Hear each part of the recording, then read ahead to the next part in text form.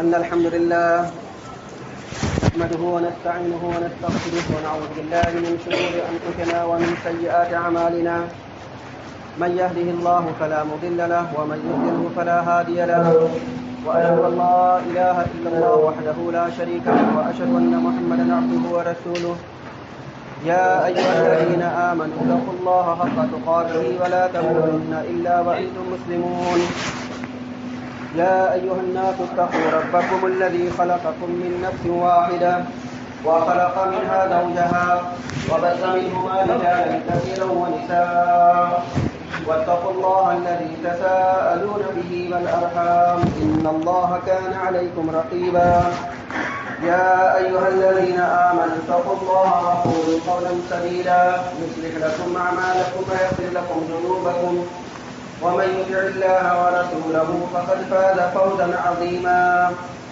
أما بعد فإن خير الحديث كتاب الله وخير الهدي هدي محمد صلى الله عليه وسلم وشر الأمور محدثاتها وكل محدثة بدعة وكل بدعة ضلالة وكل ضلالة في النار. تمام قسم کی تعریف کبریائی حمد و ثنا اس اللہ وحدہ لا شریک کے لائق و زیبا ہے جس نے ساری کائنات کی تخلیق فرمائی، ہماری ضرورتوں کے واسطے ہر ایک چیز کو مہیا فرمایا، ہماری رشد و ہدایت کے لیے انبیاء اور رسولوں کا سلسلہ جاری فرمایا اور ہمیں مسلمان بنایا. درود و سلام نازل ہو تمام انبیاء کرام علیہ الصلوۃ والتسلیم پر، خصوصاً امام کائنات، امام الانبیاء، افضل البشر، خاتم النبیین، شفیع المذنبین، رحمۃ للعالمین محمد صلی اللہ علیہ وسلم پر.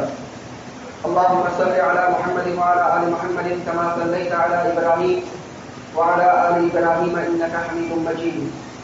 اللهم بارك على محمد وعلى آل محمد كما باركت على إبراهيم وعلى آل إبراهيم إنك حميد مجيد. معزز حاضرین جمعہ، عزیز بچوں، یہ مہینہ شعبان المعظم کا مہینہ ہے جس میں سے ہم اور آپ گزر رہے ہیں. اس مہینے کی حدیث کے اندر میں بڑی اہمیت اور فضیلت آئی ہے. انشاءاللہ اس مہینے کے تعلق سے اور اس مہینے میں جو بدعات اور خرافات ہوتے ہیں اس کے تعلق سے کچھ ضروری باتیں آپ کے سامنے رکھنی ہیں. اللہ رب العزت سے دعا ہے کہ اللہ تعالیٰ ہمیں حق کہنے، حق سننے، حق سمجھنے اور حق باتوں پر عمل کرنے کی توفیق عنایت فرمائے. آمین. قرآن کریم میں سورہ حشر میں اللہ سبحانہ و تعالیٰ نے ارشاد فرمایا، وَمَا آتَاكُمُ الرَّسُولُ فَخُذُوهُ وَمَا نَهَاكُمْ عَنْهُ فَانْتَهُوا. دو باتوں کا ذکر اللہ سبحانہ و تعالیٰ نے یہاں کیا. پہلی بات تو یہ، اللہ تعالیٰ فرماتے ہیں کہ رسول تمہیں جس چیز کا حکم دے کرو، اور دوسری بات یہ کہ رسول جس چیز سے تمہیں منع کر دیں اسے رک جاؤ. تو پہلی بات جو کہا گیا ہے کہ رسول تمہیں جس چیز کا حکم دے کرو، اس کا مطلب یہ ہے کہ اگر رسول نے کسی کام کا حکم نہیں دیا ہے تو نہیں کرنا چاہیے. اس کا مطلب یہ بھی ہے کہ رسول نے ہمیں کسی کام کا مکلف نہیں بنایا، یا رسول نے ہمیں اپنے منمانی طریقے سے کسی کام کرنے کا حکم نہیں دیا. رسول نے کہا ہے کرو، رسول نے اگر نہیں کہا ہے تو تمہارے دماغ میں وہ بات آنی بھی نہیں چاہیے. اب پتہ نہیں کہاں سے آ جاتی ہے بات. تو اگر آپ کے من میں یا کسی کے بھی من میں کوئی بات آ جاتی ہے حالانکہ رسول نے نہیں کیا ہے یا رسول نے حکم نہیں دیا ہے، تو اسی کا نام بدعت ہے. اور جو دوسری جو فرمایا اللہ نے کہ رسول تمہیں جس چیز سے منع کرے رک جاؤ. اب رسول نے منع کیا ہے لیکن کر رہے. تو پہلی بات تو محنت، دوسری بات جو رسول تمہیں منع کر رہے ہیں لیکن اس کے باوجود بھی کر رہے ہو، یہ رسول کی مخالفت، اور دونوں کی بڑی سزا۔ اللہ نے یہ بھی فرمایا کہ رسول کی مخالفت سے بعد آ جاؤ، تم میں کا کوئی آدمی ہرگز رسول کی مخالفت نہ کرے۔ اگر وہ رسول کی مخالفت کر رہا ہے تو گویا کہ اللہ کی مخالفت کر رہا ہے، اور رسول کی مخالفت کے نتیجے میں تمہارے اعمال کتنے بھی اچھے ہوں اور کتنے زیادہ کیوں نہ ہو، سب برباد ہو۔ اس لیے اس آیت کریمہ کو بہت ہی گہرائی سے سوچیے اور سمجھیے اور بتلائیے لوگوں کو کہ رسول نے جس چیز کا کرنے کا حکم نہیں دیا ہے یا رسول نے خاموشی اختیار کی ہے، آپ مت کیجیے، اور رسول نے جس چیز کو منع کیا ہے اس کو آپ کریے بھی مت۔ دونوں باتیں آپ کے ذہن میں ہونی چاہیے اور دونوں باتیں آپ کو لوگوں کو بتلانی چاہیے۔ اب اسی شعبان کے تعلق سے دیکھ لیجیے کہ ماہ شعبان کی بڑی اہمیت اور فضیلت ہے، لیکن لوگ اس کو کرتے نہیں۔ لیکن جس چیز سے رسول نے منع کیا اس کو لوگ کرتے، رسول کی مخالفت بھی ہے اور بدعت و خرافات بھی کرتے۔ اب اس مہینے کے تعلق سے دیکھ لیجیے رسول اللہ صلی اللہ علیہ وسلم نے ہمیں کیا بتلایا۔ پہلی بات تو یہ جان لیجیے کہ رسول اللہ صلی اللہ علیہ وسلم شعبان کے مہینے میں کثرت سے روزہ رکھا کرتے۔ اما عائشہ رضی اللہ تعالیٰ عنہا فرماتی ہیں اللہ کے نبی صلی اللہ علیہ وسلم جتنا شعبان کے مہینے میں روزے رکھا کرتے تھے کسی اور مہینے میں اتنا روزہ نہیں رکھتے، اتنا زیادہ رکھتے تھے کہ ہمیں لگتا تھا کہ اللہ کے رسول صلی اللہ علیہ وسلم پورے مہینے روزے رکھتے، بلکہ بعض روایتوں میں یہ آتا ہے کہ رسول اللہ صلی اللہ علیہ وسلم پورے مہینے روزہ رکھا کرتے، ایک دن بھی نہیں چھوڑا کرتے۔ ترمذی وغیرہ کی روایت میں یہ بھی آتا ہے کہ رسول اللہ صلی اللہ علیہ وسلم کچھ دنوں کا ناغا کرتے تھے، گیپ کرتے تھے، باقی پورے دنوں کا پورے مہینوں کا روزہ رکھتے۔ اب کیوں رکھتے تھے نہیں نبی کریم صلی اللہ علیہ وسلم اس مہینے میں روزہ؟ تو اس سلسلے میں اما عائشہ رضی اللہ تعالیٰ عنہ یہ فرماتی ہے یہ مہینہ ہے جو رجب اور رمضان کے بیچ میں آتا ہے، یہ اس مہینہ ایسا ہے کہ لوگ اس سے غافل ہیں، ہم سب غافل ہیں۔ شعبان کے مہینے کے تعلق سے جو اہل بدعت اور خرافات ان کو تو جانے دیجیے، ہم اپنا خود جائزہ لیں، اپنا گریبان ہم خود جھانکیں کہ ہم خود اس مہینے سے غافل ہیں۔ رسول اللہ صلی اللہ علیہ وسلم فرماتے ہیں کہ لوگ اس مہینے سے غافل ہیں۔ اس مہینے میں لوگوں کے اعمال اللہ رب العالمین کے آگے پیش ہوتے ہیں۔ اب لوگوں کے چاہے اچھے اعمال ہو چاہے برے اعمال ہو، دونوں کے دونوں اعمال اللہ رب العالمین کے آگے پیش ہوتے ہیں۔ رسول اللہ صلی اللہ علیہ وسلم فرماتے ہیں کہ جب میرے اعمال اللہ رب العالمین کے آگے پیش ہوں تو میں روزے سے ہوں۔ تو ہمیں یہاں یہ بتایا گیا کہ اس مہینے میں آپ اچھے عمل کیجیے، اس لیے کہ جو بھی آپ اچھے عمل کریں گے وہ اللہ رب العالمین کے آگے پیش ہوگا، اور برا عمل بھی اللہ رب العالمین کے آگے پیش ہوگا۔ تو آپ کو تو برا عمل کرنے کا حکم نہیں دیا جا رہا ہے یا بدعت و خرافات کرنے کا حکم نہیں دیا جا رہا، آپ کو صرف اتنا کہا جا رہا ہے روزے رکھیں۔ اللہ کے رسول صلی اللہ علیہ وسلم روزہ رکھا کرتے تھے اس مہینے میں۔ اگر کوئی آدمی رسول اللہ صلی اللہ علیہ وسلم کی اس سنت کو اپناتے ہوئے پورے دن کا روزہ رکھتا ہے، پورے مہینے میں روزہ رکھتا ہے، اچھی بات ہے، رکھ سکتا ہے۔ لیکن اللہ کے نبی صلی اللہ علیہ وسلم نے امت محمدیہ کو، چونکہ اب اس سے لوگ طاقت نہیں رکھ سکتے، سامنے رمضان کا مہینہ ہے جس کی وجہ سے اللہ کے نبی صلی اللہ علیہ وسلم نے یہ فرمایا کہ جب شعبان کا آدھا مہینہ گزر جائے تو روزے مت رکھا کرو۔ رسول اللہ صلی اللہ علیہ وسلم کا عمل یہ تھا کہ پورے دنوں روزہ رکھتے تھے، پورے مہینے روزہ رکھتے تھے، لیکن اپنی امت کو کیا کہا کہ آدھے مہینے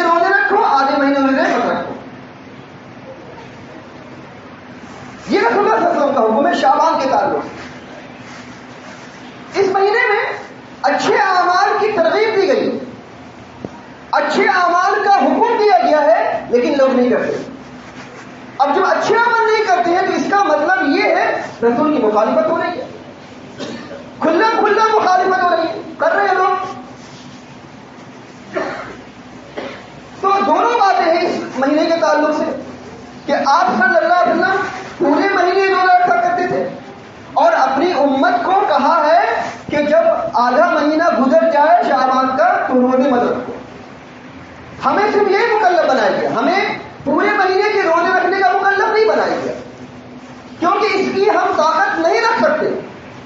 اگر ہم پورے مہینے روزے رکھیں گے اور اس کے بعد پھر بے در پہ رمضان کا پورا مہینہ روزہ رکھیں گے تو ہو سکتا ہے میرے اندر میں کمی آ جائے, یا ہو سکتا ہے کہ ہم اس کی طاقت نہ رکھیں جس کی وجہ سے ہم کمزور پڑ جائیں, بیمار ہو جائیں اور پھر بیچ میں ہمارا روزہ چھوٹ جائے.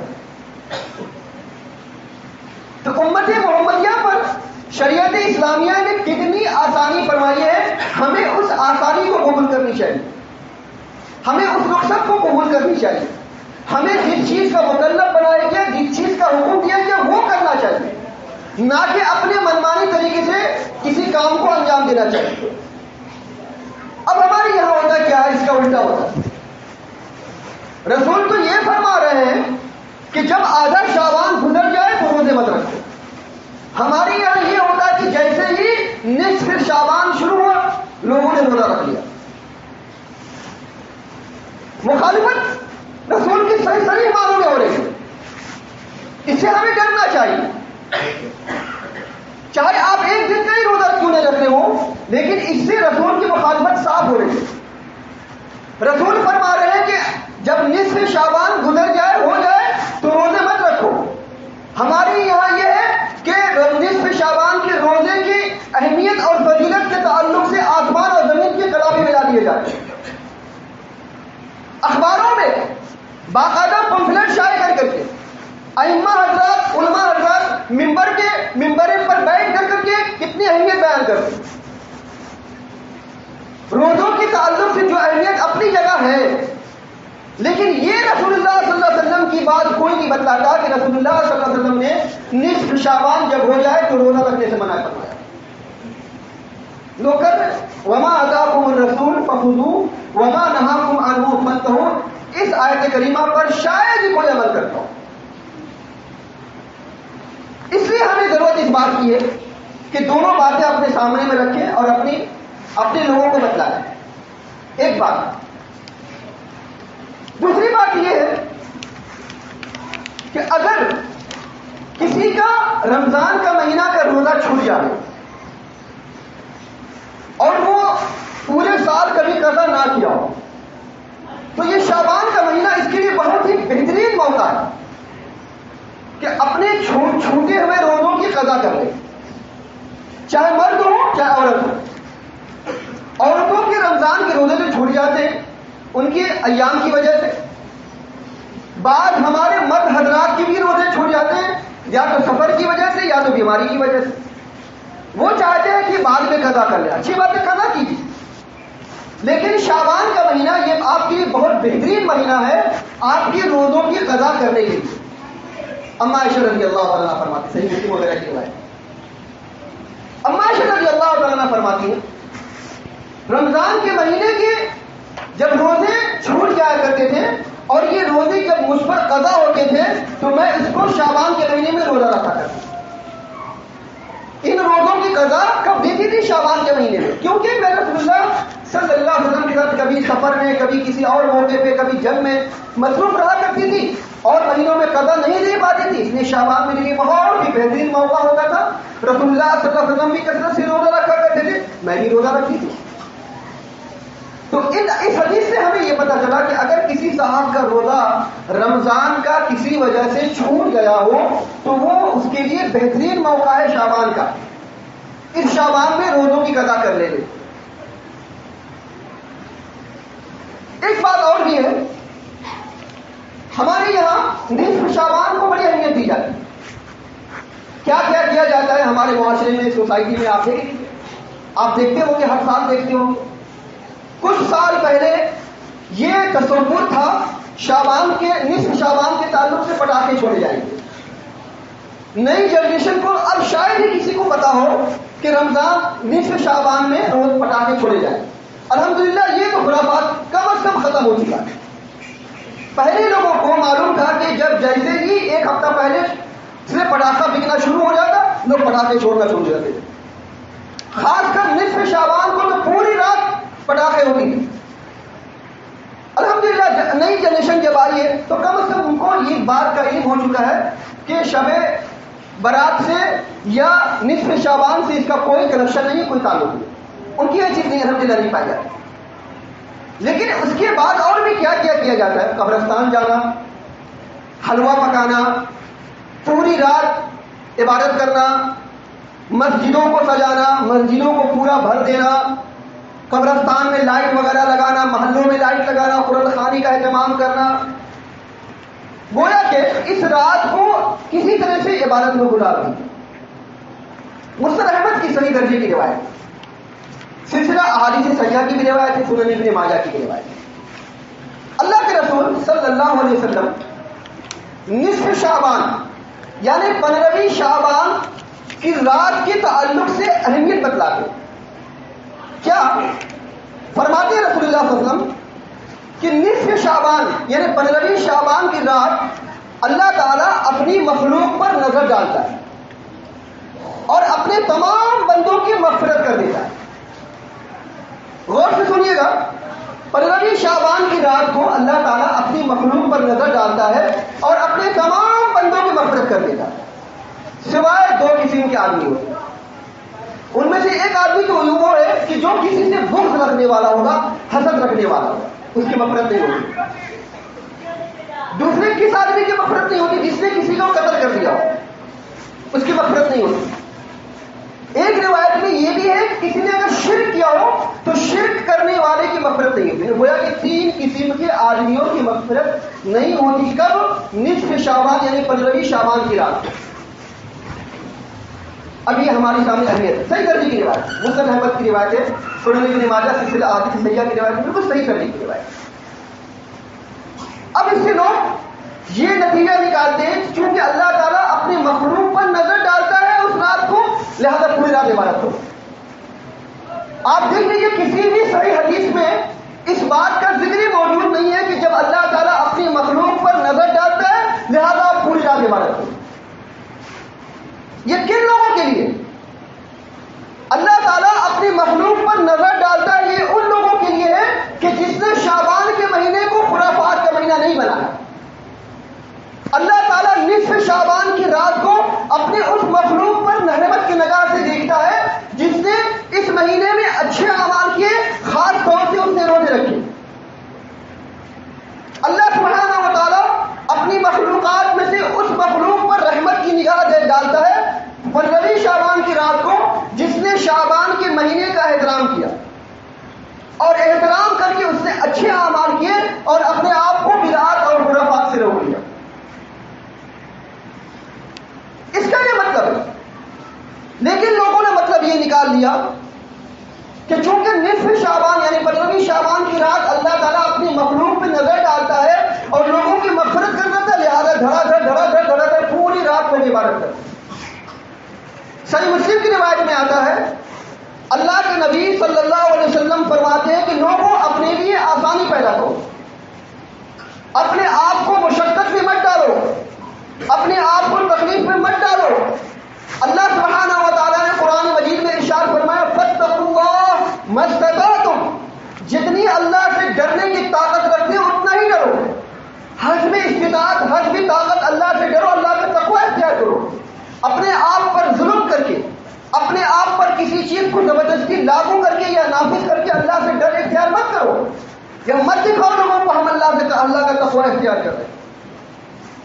لیکن لوگوں نے اپنے لیے آسانی نہیں پیدا کی. اب 15ویں شعبان کی رات کو اللہ تعالیٰ اپنے مخلوق پہ نظر ڈالتا ہے، رحمت کی نگاہ سے دیکھتا ہے.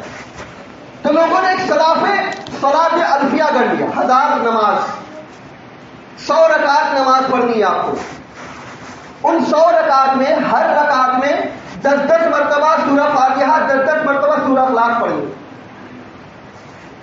ایک رات میں 100 رکعت پڑھنی ہے آپ کو. 10 مرتبہ کر کے اگر آپ پڑھیں گے تو اس طرح اسی کو کہا جاتا ہے صلاۃ الفیہ. اللہ کے نبی صلی اللہ علیہ وسلم فرما رہے ہیں اپنے لیے آسانی پیدا کرو، لیکن اس رات کو ہم نے اپنے لیے کیا کیا؟ تنگی کا ذریعہ بنا دیا. کون پڑھے گا صلاۃ الفیہ؟ 100 رکعت نماز کون پڑھے گا؟ کبھی زندگی میں رسول اللہ صلی اللہ علیہ وسلم نے 100 رکعت نماز نہیں پڑھی ہوگی ایک رات میں. کبھی کسی صحابہ نے نہیں پڑھی ہوگی، کبھی کسی تابعین نے، کسی سلف صالحین نے نہیں پڑھی ہوگی. اور آج کے تاریخ میں جو صلاۃ الفیہ کا دعویٰ کرتے ہیں پڑھ کے دکھلا کے بھول جاتے، حیثیت ہی نہیں پڑھنے، طاقت ہی نہیں رکھ سکتے. جو اپنے فرض نماز کے ادائیگی نہ کرتا ہو وہ صلاۃ الفیہ 100 رکعت نماز میں کیا پڑھے گا؟ وہ بھی 10 سورہ اخلاص، سورہ فاتحہ 10 مرتبہ پڑھنی ہے. کیسے کریں گے آپ؟ ہاں یہ کہ یعلمون تعلمون کر کے اگر پڑھ لیا جائے تو الگ معاملہ ہے، لیکن آپ کو 10 مرتبہ سورہ فاتحہ بھی پڑھنی ہے اور 10 مرتبہ سورہ قل اللہ احد بھی پڑھنا ہے. کیسے کریں گے آپ؟ ممکن ہی نہیں. لیکن لوگوں نے اس کو اپنے لیے اپنے اوپر میں نافذ کر لیا. رسول نے نہیں کہا وما آتاکم الرسول فخذوہ، رسول تمہیں جس کا حکم دے کرو، لیکن لوگوں نے کیا کیا؟ اس کو رسول نے نہیں حکم دیا صلاۃ الفیہ کا، لوگوں نے کر لیا اپنے لیے، نافذ کر لیا. اسی طرح سے اور بھی ہے 30 مرتبہ سورہ اخلاص پڑھنی ہے اس رات میں. جو آدمی سورہ اخلاص 30 مرتبہ پڑھ لے اللہ تعالیٰ اس کی مغفرت کر دے. بہت ہی آسان راستہ بنا لیا ہے ایک رات میں اپنی مغفرت کا اور اپنی نجات کے لیے. 30 مرتبہ سورہ اخلاص رسول نے حکم نہیں دیا، کسی صحابہ سے منقول نہیں ہے، لیکن لوگوں نے اس کو اپنے لیے لاگو کر لیا ہے، اپنے اوپر میں نافذ کر لیا. اس کے علاوہ قبروں کی زیارت کتنا اہتمام ہوتا ہے. ابھی کچھ 2 سال پہلے جب لاک ڈاؤن تھا تو قبرستان بند تھے. قبرستان میں جانے کی کسی کی اجازت نہیں تھی، بھیڑ لگانے کی اجازت نہیں تھی. لوگ کیا کریں گے؟ لوگوں نے اپنے گھروں میں کیا کیا؟ ایک لکیر کھینچ لی، قبر کا شکل بنا لیا، 2-3 قبریں بنا لی. یہ میرے ابا کی قبر ہے، یہ میرے بھائی کی قبر ہے، یہ میرے فلاں کی قبر ہے، یہ میرے فلاں کی قبر ہے. اور اس قبر میں جو کہ لکیر کا کھینچا ہوا تصویر بنایا ہوا قبر تھا، اس تصویر بنائے ہوئے قبر میں پھول چڑھا لیا، اگربتی جلا لیا، موم بتی جلا لیا، وہاں پر کھڑے کے فاتحہ کر لیا. اندھ کی اتنی بڑی حالت کہ غیر مسلمان بھی اگر دیکھے تو شرماوے کہ کیسے لوگ بت پرستی کر رہے ہیں، کیسے لوگ قبرستان کی زیارت کے نام پہ ایک تصویر قبر کی بنا کر کے اس میں مالا چڑھا کر کے، پھول چڑھا کر کے، اگربتی موم بتی چڑھا کر کے کیسے وہاں فاتحہ پڑھی جا رہی. باقاعدہ یہ تصویر آئے گی پورے ہندوستان میں وائرل ہوئی سوشل میڈیا پہ. کیونکہ بدعت و خرافات کا یہ عالم دیکھ لیجیے کہ کیسے لوگ بدعت و خرافات میں اندھے ہوئے چلے جا رہے ہیں کہ ان کو قبرستان جانے کی اجازت نہیں ملی تو اپنے گھر میں قبرستان بنا لیا اور فاتحہ شروع کر دیا. آپ کے یہاں یہ بھی تصور پایا جاتا ہے کہ ہمارے گھروں میں روح آتی ہے. اب روح آتی ہے اس وجہ سے اچھے پکوان پکائے جاتے ہیں. آپ دیکھ لیجیے جا کر اچھے پکوان پکائے جاتے ہیں. اور جو حلوہ پکایا جاتا ہے کہ پتہ نہیں اس میں تو ہماری کون سے پشت کی دادی ہوں گی، کون سے جنریشن کی نانی ہوں گی، کون سے پشت کے کون سے ہمارے دادا نانا ہوں گے، ان کے پتہ نہیں دانت ہوں گے کہ نہیں ہوں گے، آئیں گے تو حلوہ کھائیں گے. اب چونکہ حلوہ کو کھانے کے لیے دانتوں کی ضرورت نہیں پڑتی، اس لیے حلوہ نگل نہیں ہو جائے گا، کام ختم ہو جائے گا. یہ تصور پایا جاتا ہے کہ روح ہمارے گھروں میں آتی ہے، اچھے کھانے پکائے جاتے ہیں، خاص کر حلوہ پکایا جاتا ہے. تو جب آپ کے گھروں میں روح آتی ہے تو آپ قبرستان کس کام کے لیے جاتے ہیں؟ تو کوئی مقصد نہیں رہا آپ کو قبرستان جانے کا. یا تو قبرستان جائیے یا تو اپنے گھروں میں روح کو بنا لیں. جب آپ کے گھروں میں روح آ رہی ہے تو قبرستان جانے کا آپ کا وہاں پہ تو آپ کے رشتے دار تو قبرستان میں ہے ہی نہیں. تو یہ تصور دیکھ لیجیے کہاں سے کہاں چلی جا رہی ہے کہ قبرستان ہم جا رہے ہیں اور قبرستان کے لوگ ہمارے گھروں میں آ رہے ہیں. اس وجہ سے ہمارے گھروں میں اچھا پکایا جاتا ہے. عبادت کا مفہوم تھوڑی دیر کے سمجھ میں آتا ہے، معنی سمجھ میں آتا ہے کہ ہماری عبادت کی جائے، لیکن اچھے پکوان خاص کر کے حلوہ کی پکوان تو کہتے ہیں کہ روح آتی ہے. روح کس لیے آتی ہے، کیوں آتی ہے روح؟ کسی کو کچھ علم نہیں ہے کیوں روح آتی ہے. خاص کر کے 15 شعبان کو اللہ کے نبی صلی اللہ علیہ وسلم نے کیا فرمایا؟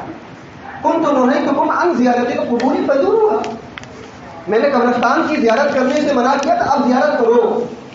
اللہ کے نبی صلی اللہ علیہ وسلم نے فزوروها سے عورت اور مرد دونوں کو حکم دیا کہ قبرستان کی زیارت کرو. اس کی شاید ہی کوئی کرتا ہو. اس کا کانسیپٹ، اس کا تصور ہمارے یہاں نہیں پایا جاتا. کوئی قبرستان کی زیارت نہیں کرتا.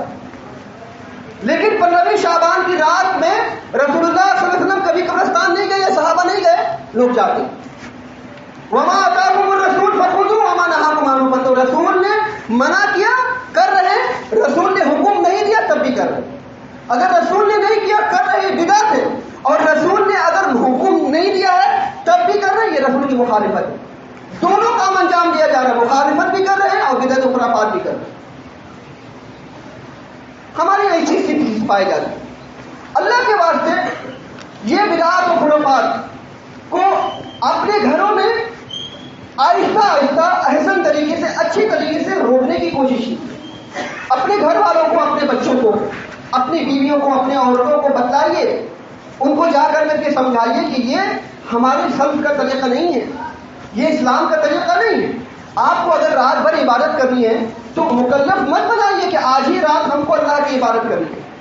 یہ مت سوچیے کہ آج رات ہم اللہ کی عبادت کریں گے تو اللہ آج ہی رات میں ہماری مغفرت کر دے گا. اللہ تعالیٰ صحیح بخاری کی روایت میں آتا ہے، اللہ تعالیٰ روزانہ رات کو اپنے فرشتوں سمیت آسمانی دنیا پر نازل فرماتا ہے. اور صحیح بخاری صحیح مسلم کی روایت میں آتا ہے اللہ تعالیٰ روزانہ اپنی مخلوق کو آواز دیتے ہیں، اور اللہ تعالیٰ کی اس آواز کو سوائے انسان اور جنات کی پوری مخلوق سنتی ہے.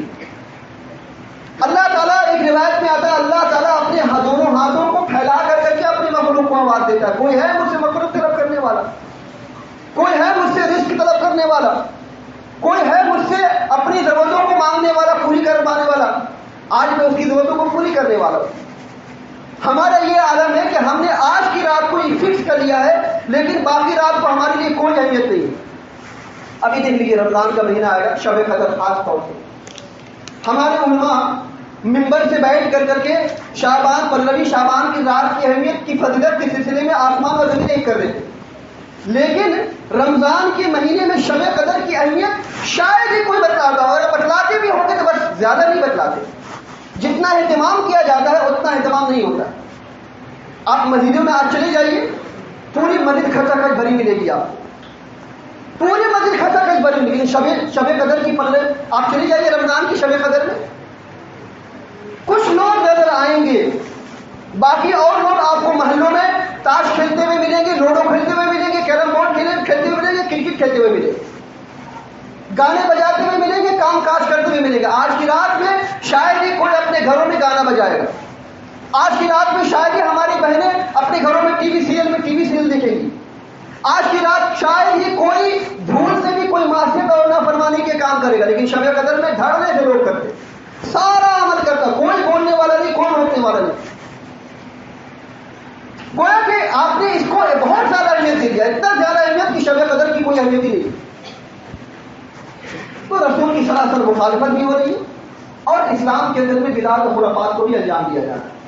اللہ کے واسطے آج کے جمعے کے خطبے کا پیغام یہ ہے کہ 15ویں شعبان کی رات کی اہمیت تو ہے، یہ ان لوگوں کے لیے ہے کہ جنہوں نے شعبان کے مہینوں کا احترام کی نگاہ سے دیکھا، شعبان کے مہینے میں روزے رکھے، شعبان کے مہینے میں اچھے اچھے اعمال کیے، اور شعبان کے مہینے میں اللہ کو راضی اور خوش کرنے کی کوشش کی. تو امید ہے کہ اللہ سبحانہ و تعالیٰ 15ویں شعبان کی رات کو اپنے ان مخلوقات سے رحمت کی نگاہ سے دیکھے گا. لیکن جنہوں نے شعبان کے مہینے میں اللہ کو راضی کرنے کی اور خوش کرنے کی کوشش کی. لیکن خاص طور سے 15ویں شعبان کی رات کو معاف کیجیے گا، ایسا کوئی حکم نہیں، اور اگر ہے بھی تو شریعت کے اندر میں اس چیز کی کوئی گنجائش نہیں ہے، کیونکہ ساری کی ساری حدیث یا تو موضوع ہے، یا تو منگڑت ہے، یا تو ضعیف حدیث ہے، جن کا اسلام سے کوئی واسطہ نہیں ہے. اور اہل علم خاص کر کے سلف صالحین اس چیز کو منع کرتے ہیں اور بتاتے ہیں کہ اسلام سے اس کا کوئی دور کا بھی واسطہ نہیں. اس لیے کہ اللہ کے رسول صلی اللہ علیہ وسلم کے زمانے کے قریب قریب جتنے لوگ اسلام کو جانتے تھے، صحابہ کے قریب قریب ائمہ اربع جو 4 امام ہیں ان کے قریب قریب جتنے لوگ ہیں، انہوں نے جتنے اچھے طریقے سے اسلام کو سمجھا ہے، شاید ہی ہم آج اتنے اچھے طریقے سے اسلام کو سمجھ سکتے ہیں. انہوں نے جب اسلام کو اچھی طریقے سے سمجھ کر کے اسلام کو دنیا کے سامنے میں پیش کیا اور بتلایا کہ یہ اسلام ہے، یہ صحیح ہے اور یہ غلط ہے، تو ہمیں ہم ان لوگوں کی باتوں کو مانیں جنہوں نے اسلام کو سمجھ کر کے اصل اسلام ہم تک پیش کیا ہے اور اسلام کا پیغام پہنچایا. سلف صالحین کی یہاں ان چیز کا کوئی تصور نہیں تھا, یہ کوئی کانسیپٹ نہیں تھا, یہ ساری چیزیں نہیں پائی جاتی تھی, یہ بدعات اور خرافات نہیں پائے جاتے تھے. اس لیے اللہ کے واسطے ان سب چیزوں سے بچنے کی کوشش کیجیے. اپنے بال بچوں کو سمجھائیے, اپنے گھر والوں کو سمجھائیے, اپنے گھروں کی عورتوں کو سمجھائیے, اپنی دادی نانی کو سمجھائیے, اور جو آپ کے گھر میں بڑے بزرگ ہیں جو باپ دادا کی تقلید کرتے ہوئے باپ دادا کی روش کو اپناتے ہوئے چلے آ رہے ہیں, جن کو یہ پلے پڑی ہے کہ ہمارے باپ دادا ایسے کرتے ہوئے آئے کہ پرمپرا چلی آ رہی, لہٰذا ہم کریں گے, کرتے آ رہے ہیں, نہیں کریں گے تو لوگ کیا بولیں گے, لوگ کیا سمجھیں گے, لوگ کرتے رہے, تو ان کو منائیے, ان کو بتلائیے, ان کو سمجھائیے, اور خاص طور سے ان کے لیے دعا کیجیے کہ اللہ سبحانہ و تعالیٰ ان سب کو نیک عمل کرنے کی توفیق عطا فرمائے. الہ العالمین ہم تمام مسلمانوں کو صحیح اسلام سمجھنے کی توفیق عطا فرمائے. الہ العالمین ہم تمام مسلمانوں کو صحیح اسلام کی رہنمائی میں چلنے کی توفیق عطا فرمائے. الہ العالمین ہم تمام مسلمانوں کو بدعات اور خرافات سے بچنے کی توفیق عطا فرمائے. الہ العالمین ہم تمام مسلمانوں کو رسول کی مخالفت کرنے سے بعد آنے کی توفیق عطا فرمائے. الہ العالمین ہمیں جو بیمار ہیں انہیں شفا کاملہ عاجلہ عطا فرما, جو پریشان حال ہیں ان کی پریشانی کو دور فرما, جو قرضدار ہیں انہیں اس بات کی توفیق عطا فرما کہ وہ اپنا قرضہ ادا کر سکیں. الہ العالمین جو اپنے جائز مقاصد کے لیے جد و جہد کر رہے ہیں, اپنی روزی روٹی کے لیے محنت کر رہے ہیں, الہ العالمین جو ان کے جائز مقاصد میں کامیابی عطا فرما. الہ العالمین جو اپنے بچے اور بچیوں کے رشتوں کے تعلق سے پریشان ہیں, الہ العالمین ان سب کی مدد فرما. دنیا کے اندر میں جہاں جہاں کہیں مسلمان پریشان ہیں, الہ العالمین ان سب کی مدد فرما. الہ العالمین جب تک ہم جیے کتاب اللہ اور سنت رسول اللہ صلی اللہ علیہ وسلم پر عمل کرتے ہوئے جیے, اور جب ہمارا خاتمہ ہو انہیں دونوں پر عمل کرتے ہوئے ہمارا خاتمہ ہو. اقول قولی ھذا واستغفر اللہ لي ولكم ولسائر المسلمين واخر دعوانا الحمد لله رب العالمين.